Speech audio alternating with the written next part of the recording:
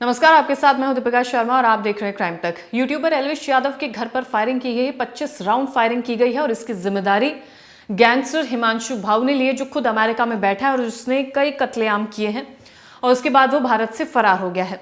उसका कहना यह है कि एल्विश यादव ने गैम्बलिंग को प्रमोट किया है, उसका प्रचार किया है, जिस वजह से उसने इस पूरी वारदात को अंजाम दिया है। उसने वार्निंग भी दी है कि अगर कोई गैम्बलिंग का प्रचार करेगा तो उसके साथ भी यही होगा। सबसे पहले या तो उसके पास फोन आएगा या फिर उसको सीधा गोली मारी जाएगी। लगातार ये देखा जा रहा है कि कई जो गैंगस्टर्स हैं वो उभर कर सामने आ रहे हैं और वो इस तरह की वारदात को अंजाम दे रहे हैं। जिस तरीके से लॉरेंस बिश्नोई एक पैटर्न फॉलो करता है कि वो वारदात को अंजाम देने के बाद उस वारदात की जिम्मेदारी लेता है, उसी तरह से लॉरेंस का दुश्मन हिमांशु, गैंगस्टर हिमांशु, उसने भी यही सेम पैटर्न फॉलो किया है। उसने पहले गोलीबारी करवाई और उसके बाद उसकी जिम्मेदारी ली। अब भारत में देखा जाता है कि गैम्बलिंग का जो मामला है वो काफी ज्यादा कॉम्प्लिकेटेड नजर आता है। कुछ नियम केंद्र सरकार बनाती है, कुछ नियम राज्य सरकार बनाती है, जैसे कि कौन सा राज्य कैसीनो को अनुमति दे सकता है और कौन नहीं। तो इस तरीके से इस पूरी चीज को देखा जाता है। लेकिन कुछ जो स्टेट्स हैं जहां पर गैम्बलिंग स्ट्रिक्टली बैन की गई है 2025 के मुताबिक, तो वो है महाराष्ट्र, तमिलनाडु, आंध्र प्रदेश और तेलंगाना। ये वो राज्य हैं जहां पर स्ट्रिक्टली गैम्बलिंग को बैन किया गया है। इसके अलावा भारत में गैम्बलिंग करना इलीगल है, लेकिन कुछ राज्य ऐसे हैं जहां पर गैम्बलिंग होती है, जो गेम ऑफ स्किल की कैटेगरी में नजर आते हैं। कई राज्यों में कसिनो फेमस है, जहां पर ऑफशोर ऑनशोर कसिनोज खेले जाते हैं और इन पूरी चीजों के लिए जहां पर गैम्बलिंग चारों तरफ घूमती है कि कहां पर कसिनोज खुलने हैं, कहां पर स्टेट इजाजत देता है, कहां पर नहीं देता है, जो ऑनलाइन गेम आ गए हैं उनके लिए कानून क्या कहता है। तो ये तमाम चीजें हैं जो अलग अलग कैटेगरीज में बटी हुई है। लेकिन इसके सिलसिले में कानून क्या कहता है? पब्लिक गैम्बलिंग एक्ट 1867 के अनुसार अगर कोई खेल सिर्फ स्किल पर आधारित है, यानी कि गेम ऑफ स्किल है, तो वो गैम्बलिंग की श्रेणी में नहीं आता है। यानी कि मतलब इसका यह है कि अगर कोई खिलाड़ी की सीखी हुई योग्यता, उसकी रणनीति, शारीरिक क्षमता, तकनीकी ज्ञान या विशेष जानकारी पर आधारित है तो उसे गैम्बलिंग माना नहीं जाएगा। दूसरा आता है गेम ऑफ चांस। ये वो खेल होता है जिसमें जीतना या हारना पूरी तरह से किस्मत के भरोसे होता है और भारत में ऐसे खेलों को जुआ माना जाता है, यानी कि गैम्बलिंग की श्रेणी में आते हैं। तो इस तरीके से ये पूरी चीज कैटेगराइज हो जाती है। अब रिपोर्ट के मुताबिक बात करें, 2021 में मेघालय सरकार ने Meghalaya regulation of gaming act पारित किया था, जिसके तहत गैम्बलिंग को कानूनी मान्यता दी गई थी। इसका मकसद पूरी तरह से यह था कि उस राज्य में टूरिज्म का बढ़ावा उसे मिले, रेवेन्यू जनरेट हो और जो कंडीशंस हैं वो बेहतर होती चली जाए। लेकिन इसका जमकर विरोध किया गया था। वहां मौजूद संगठनों का मानना है कि गैम्बलिंग सामाजिक और नैतिक रूप से गलत है। इस पूरी गैम्बलिंग से वहां के जो यूथ हैं उन पर असर पड़ेगा और वहां के संगठन ये हरगिज नहीं चाहते थे कि वहां पर कसिनोज या गैम्बलिंग की जाए। इसलिए सरकार के इस फैसलों का तेज और जोरदार विरोध किया गया। कई पोस्टर्स भी नजर आए जहां पर गैम्बलिंग को पूरी तरह से प्रोहिबिट किया गया। इसके बाद मेघालय के चीफ मिनिस्टर कॉनरेड सांगमा ने जनता को भरोसा दिलवाया। उन्होंने ये कहा कि सरकार ने कैसीनो शुरू करने की सारी प्रक्रियाओं को रोकने का आदेश कर दिया है, जिसके बाद से जितने भी विरोध हो रहे थे उनके खिलाफ वो सब कुछ थम जाते, क्योंकि वहां की जनता, वहां का संगठन, वहां के एनजीओज ये नहीं चाहते थे कि वहां पर गैम्बलिंग हो, वहां पर कसिनोज हो या फिर ऑनलाइन गेमिंग को बढ़ावा मिले, ताकि उनके यूथ का भविष्य बर्बाद ना हो।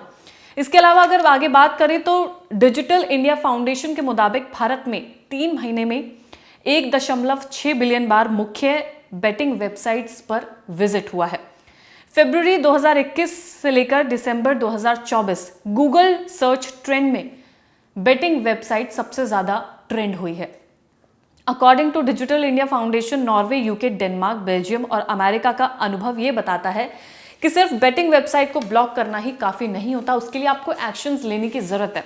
यानी कि कई बार आपने देखा होगा कि कई गेम्स को ब्लॉक कर दिया जाता है, कई एप्स को ब्लॉक कर दिया जाता है, उसके बाद से वो गेम का ऑल्टरनेटिव लोग ढूंढ लेते हैं। तो यही इस रिपोर्ट में बताया जाता है कि वेबसाइट को ब्लॉक करने के बाद लोग दूसरे रास्ते ढूंढते हैं, उनका ऑल्टरनेटिव ढूंढते हैं और उससे वो वेबसाइट को अलग तरीके से या तो एक्सेस करते हैं या किसी दूसरे वेबसाइट पर पहुंच जाते हैं।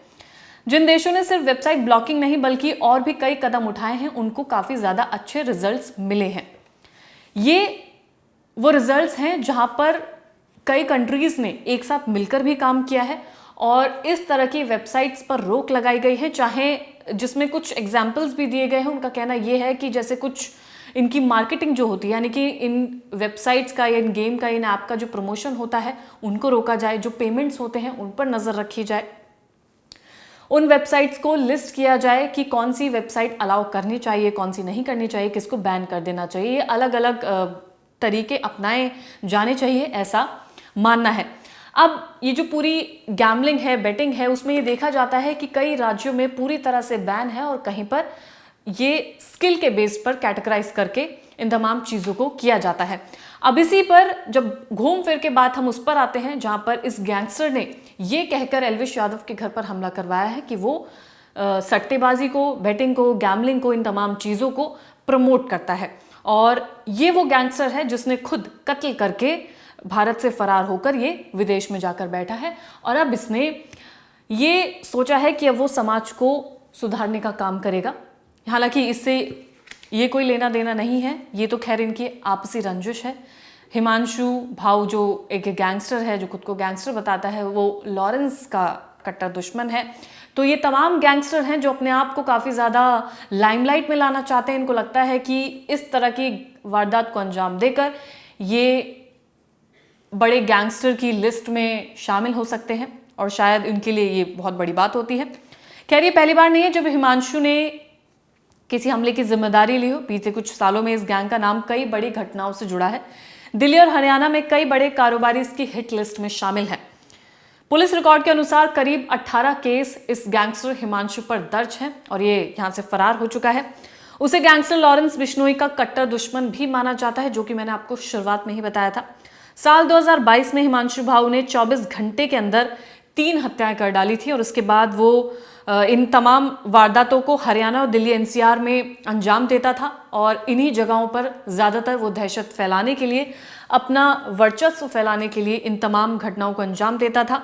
इसके बाद उसने फर्जी पासपोर्ट बनवाया और उसके बाद वो विदेश भाग गया और वहाँ से वो ऑनलाइन चैटिंग के जरिए अपने गैंग में नाबालिग लड़कों को इनकी भर्ती करता है और उसके बाद से भारत में तमाम वारदातों को अंजाम दिलाने की कोशिश करता है। यानी कि विदेश में बैठकर भारत में इस तरह की वारदातों को अंजाम देता है ये गैंगस्टर हिमांशु, जिसके ऊपर खुद 18 केसेस दर्ज हैं, 3 हत्याएं इसने की हैं और अभी भी ये भारत में कई ऐसी वारदातों को अंजाम दे रहा है, जिनमें से एक है एल्विश यादव के घर पर अटैक करना, फायरिंग करना।